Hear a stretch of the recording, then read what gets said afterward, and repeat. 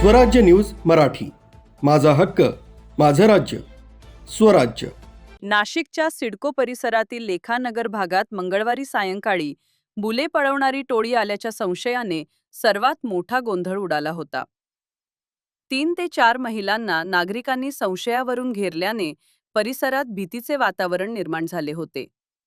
मात्र पोलिसांनी तातडीने घटनास्थळी धाव घेत तपास केला असता हा सर्व प्रकार केवळ एक अफवेतून घडल्याचे समोर आले आहे.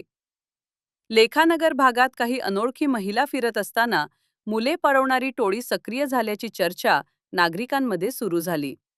संतापलेल्या नागरिकांनी तात्काळ 112 क्रमांकावर संपर्क साधला.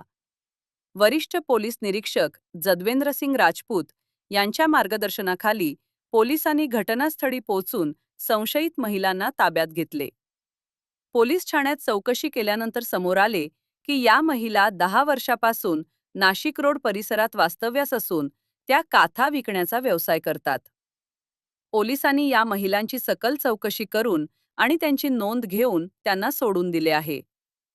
सिडको परिसरात ही अफवा वेगाने पसरल्याने पालकांमध्ये चिंतेचे वातावरण निर्माण झाले होते. मात्र कोणत्याही अधिकृत माहितीशिवाय अफवांवर विश्वास ठेवू नका आणि कायदा हातात घेऊ नका, असे पोलिसांकडून आवाहन नागरिकांना करण्यात आले आहे. ब्युरो रिपोर्ट स्वाती शेलार, स्वराज्य न्यूज मराठी, नाशिक.